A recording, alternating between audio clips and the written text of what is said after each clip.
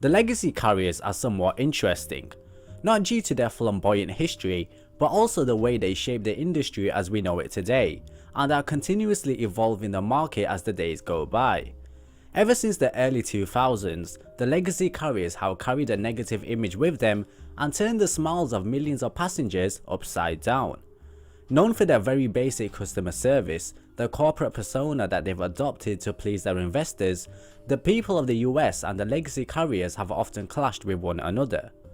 Although the comments made regarding the airlines may be true to an extent, Delta Airlines can be seen as an airline which is making progress, trying to please the customer, wacky PR, and an attempt to move forward. Although their future looks very bright, their past was a difficult one. So the naming of Delta Airlines occurred in 1928, when Colin Woolman purchased the company and renamed it Delta Air Service and started flying passengers. But the real origin of the airline actually started in 1924, when it was only a tiny crop dusting company in northeastern Louisiana called Hufdalen Dusters. Now Colin Woolman was mesmerized by the prospect of flight and wanted to launch his own airline.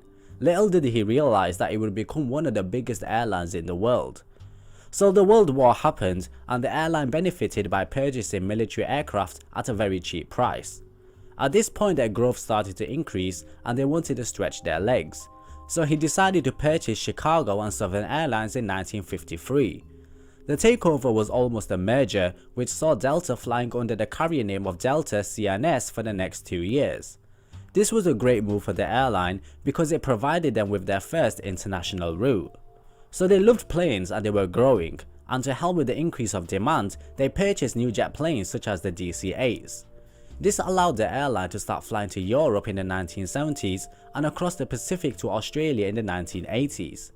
There was a further expansion when Northeast Airlines was acquired in August 1972, allowing it to expand firmly along the eastern seaboard of the United States.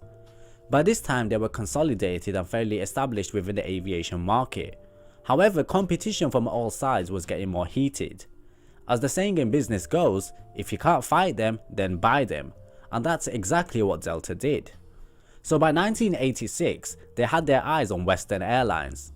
Many protests occurred from the public and also the unions tried to stop the workforce integration. However, their efforts were only futile. The takeover was complete and Western's former hub in Salt Lake City became Delta's major hub, allowing them to access destinations such as Mexico, Hawaii, and even Australia. Now we know that in the industry you have to continuously innovate in order to stay alive and relevant. Delta was no exception. They introduced in-flight entertainment in the 1960s, where audio programming was introduced using headphones. They also adopted in-flight movies, with projection equipment introduced on their L-1011 fleet. Also during the same time period, CRT monitors over the aisles were added to the 757 fleet, and they were also one of the first airlines to introduce an in-seat video system in 1999, which gained a lot of publicity on the early Boeing 777 aircraft.